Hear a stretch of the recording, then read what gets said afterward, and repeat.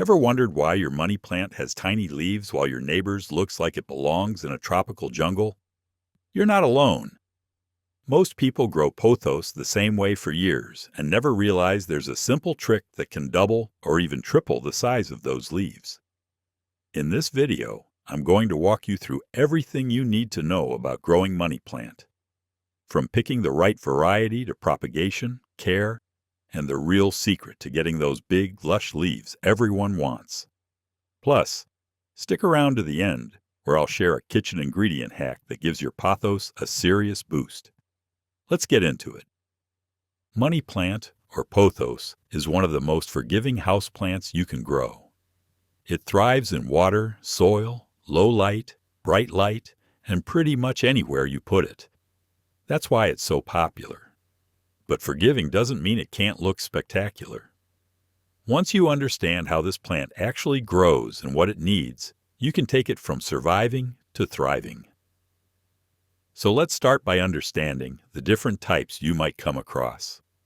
Now, there are several varieties of money plant, and knowing which one you have helps you care for it properly. The most common is the golden pothos, which has bright green leaves with golden or yellow splashes throughout.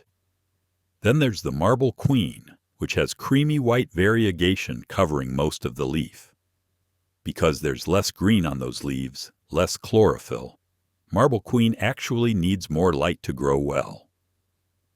Keep that in mind if yours seems to be struggling. You'll also find marble prince, which has distinct white and green sections, neon pothos with that bright chartreuse color, and satin pothos with its silvery markings. They all grow similarly, but the more variegation a variety has, the more light it's going to need. That's just basic plant science. Less green means less ability to photosynthesize, so you compensate with brighter conditions. Let's talk about propagation, because most of us don't buy money plants from a nursery. We get a cutting from a friend or family member and start from there. Here's what you need to know to make sure that cutting actually grows. The most important thing, and I can't stress this enough, is the node. That little bump on the stem where leaves emerge is where roots will grow from. If you plant a cutting without a node, it won't root. I've seen people try to grow money plant from just a leaf, and it won't work unless that leaf has a node attached.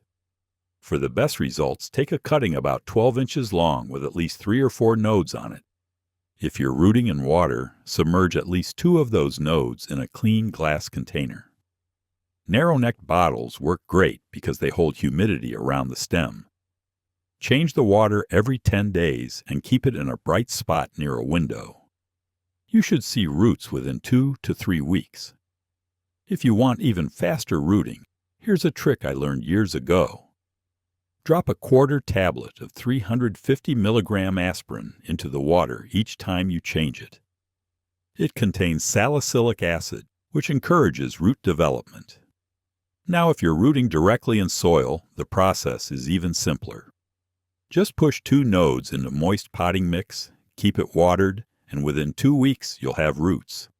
You can also do soil layering, which is my preferred method. Take a branch that's still attached to the mother plant, bend it down, and bury 1 or 2 nodes in a small pot of soil. Once roots develop, cut it free from the parent plant. This method has nearly a 100% success rate because the cutting stays fed by the mother plant while it's rooting.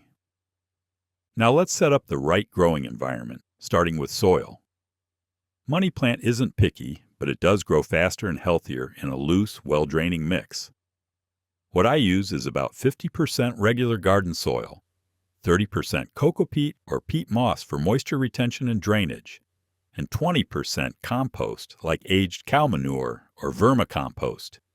You can also throw in some perlite or sand to improve drainage further. The goal is a mix that holds moisture but doesn't stay soggy. For containers, make sure you have good drainage holes. Root rot is one of the few things that can actually kill a money plant, and it happens when water sits at the bottom with nowhere to go. Any pot works as long as water can escape. When it comes to light, money plant is incredibly flexible. It can handle direct sunlight, indirect light, and even the dim corners of your home. That said, too much direct sun will burn the leaf edges, especially on variegated types. The sweet spot is bright indirect light, like near a window with a sheer curtain, or under about 50% shade cloth if you're growing outdoors. If your plant is indoors, put it in the brightest spot you can, near an entrance or window. For watering, money plant likes consistent moisture but can tolerate drought. I water mine every day or every other day during summer, less often in winter. The key is to water deeply and thoroughly each time, then let the top inch of soil dry before watering again.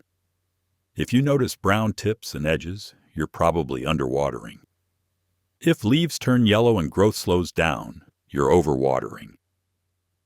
As for fertilizer, money plant doesn't need much. A handful of decomposed cow manure or vermicompost every 3 months is plenty. I'd avoid chemical fertilizers like urea because they can burn the roots. Since we grow pothos for its foliage, nitrogen is what matters most, and organic compost provides that gently.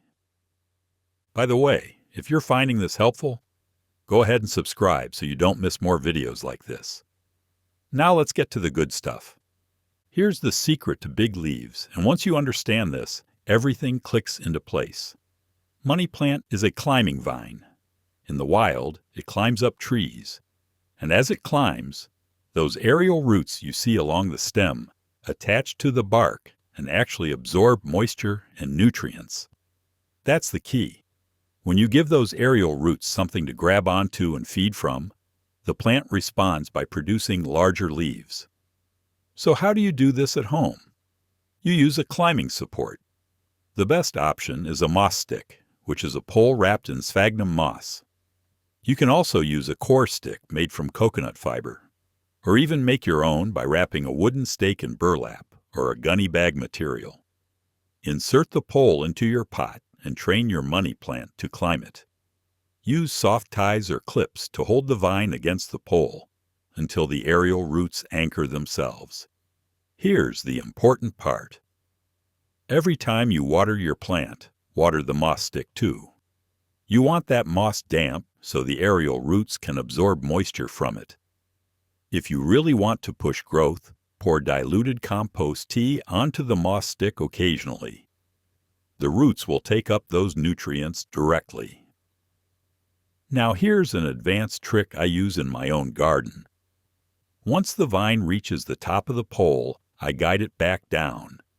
And when it reaches the soil level, I do a quick soil layer by tucking 1 or 2 nodes into the pot. Then I train it back up again.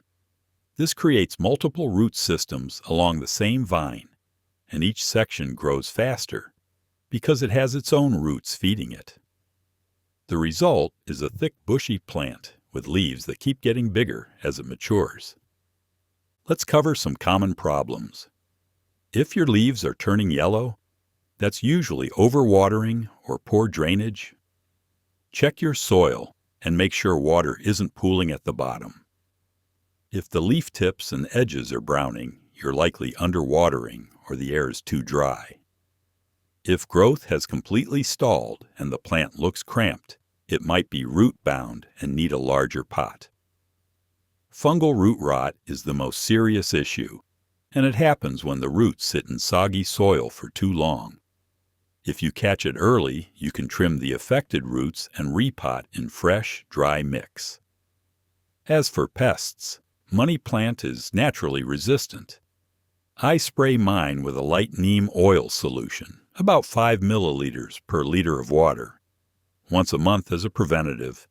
But honestly, I rarely see any pest problems. Now for that bonus tip I promised. If you want your money plant leaves to look extra lush and green, try an Epsom salt foliar spray. Mix 1 teaspoon of Epsom salt into 1 liter of water and spray it directly onto the leaves every 10 days or so. Epsom salt is magnesium sulfate, and magnesium is a central component of chlorophyll. More chlorophyll means deeper green color and better photosynthesis. I've been doing this for years, and the difference is noticeable. especially on the golden and neon varieties where you really want that color to pop. It's cheap, it's easy, and it works. So that's everything you need to know to grow a stunning money plant with big, beautiful leaves. If this video helped you out, make sure to subscribe and hit the bell so you don't miss future gardening tips. Drop a comment below and let me know how your pothos is doing or if you have any questions. Thanks for watching and happy gardening.